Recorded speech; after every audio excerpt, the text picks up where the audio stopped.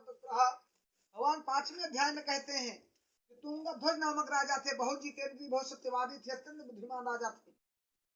प्रतिदिन राजा दान पुण्य करते थे, उनके पास सब पुत्र थे। लेकिन एक बार राजा ऐसा क्रिया किया, गया एक वन में और बहुत सौ मृगाओं को, पशु पक्षियों को मार करके एक बरगद के पेड़ के नीचे आकर के बैठ जाता, जहाँ भगवान का पूजा हो रहा था।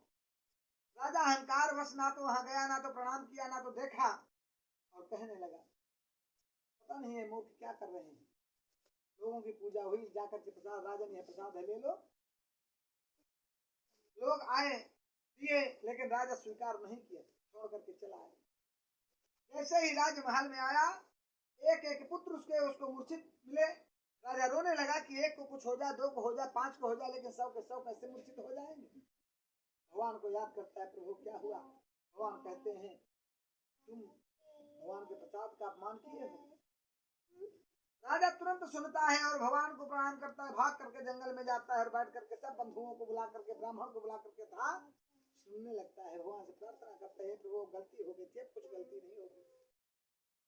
वहां से प्रसाद लेता है और प्रसाद ग्रहण करता है, सबको बांटता है और वहां से लेकर के चल देता है। और जैसे आप राजमहल में आया, सबके मुख में थोड़ा थोड़ा प्रसाद डाला, उठ करके खड़े हो गए, राजा का स्वागत करने के लिए दौड़ने लगे। लेकिन राजा कहने लगा कि हे पुत्रों, सर्वप्रथम चलो और भगवान नारायण का ध्यान करो, उनकी पूजा पाठ करो, ध्यान करो, सब कुछ सही हो जाएगा। जाता है राजा अपने राजमहल में, पूजा पाठ करवाता है, ध्यान करवाता है, और अंततः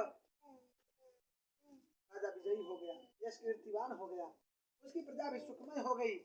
और राजा अंत में भगवान नारायण का नाम लेते हुए भगवान नारायण के धाम को चला गया।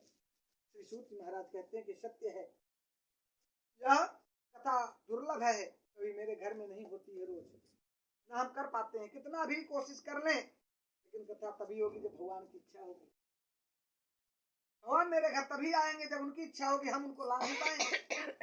भगवान नारायण कहते हैं उस समय जो है उसकी प्रजा भी करती है, सुखमय हो जाती है, राजा भी करता है, कीर्तिवान हो जाता है। और कलयुग में भगवान कहते हैं कि हम तो सहस्त्रों रूप लेते हैं, सहस्त्रों नाम धारण किए हैं, सुरेंद्र, महेश, नरेंद्र, इंद्रेश, चाहे जमुने नाम से नाम ले जब करा, हम सब आशीर्वाद दे।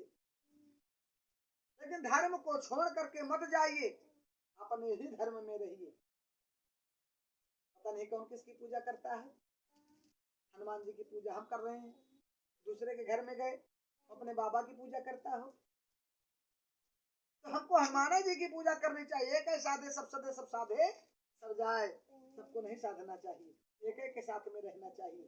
भगवान नारायण कहते हैं कि उस समय भगवान कहते हैं कि जिन जिन लोगों ने भगवान की पूजन किया है, पाठ किया है, उनके अगले जन्म का वृत्तांत बता रहा हूँ।